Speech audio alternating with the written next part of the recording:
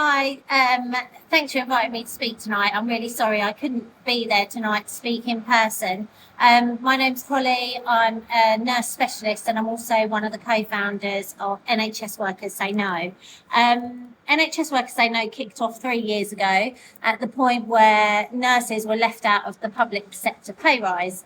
So what we decided to do was organise a big demo and to make a bit of a fuss about that. And NHS Workers Say No was born from that, really. We started to plan a big demo in London and loads of people started saying, could we have one in Liverpool? Could we have one in Devon? And then before we knew it, we had 70 demos all across the country, and also in Scotland and Wales. And we just built from there. And I think we harnessed that energy. And what we did was build a lot of local groups from there. And that's just continued.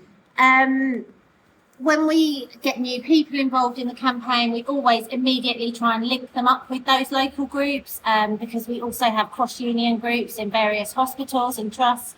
And we also try to link them in with our allies who might have local groups in the area, such as Keep Our NHS Public, Save Our NHS campaigns and things like that.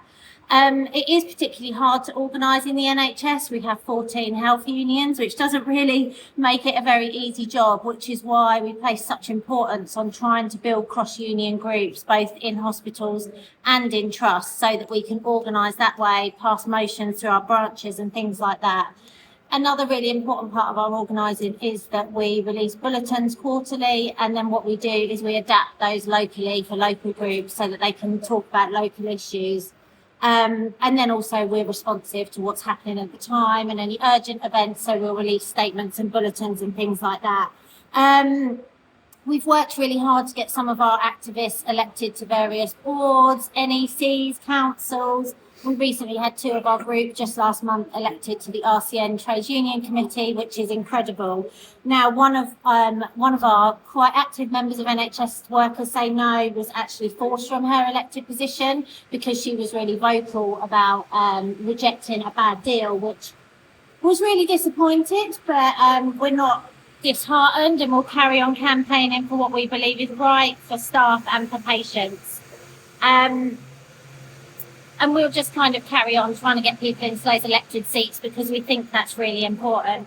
We have enjoyed some successes in our campaign, and this does come from a really firmly rooted network of activists across the UK, which has taken years and years to build. It hasn't been easy and it hasn't come quick at all. So just a little bit about our successes, what we see as successes, bringing NHS workers together across grades, across unions. That's been really important to us.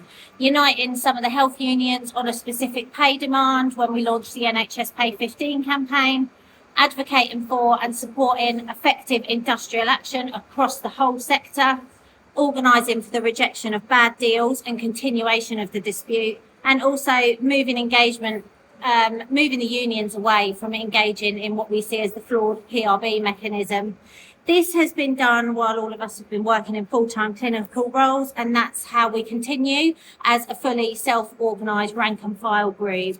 We don't have any entry requirements, fees or barriers to full participation of our campaign. We don't have any funding, we don't have any paid staff.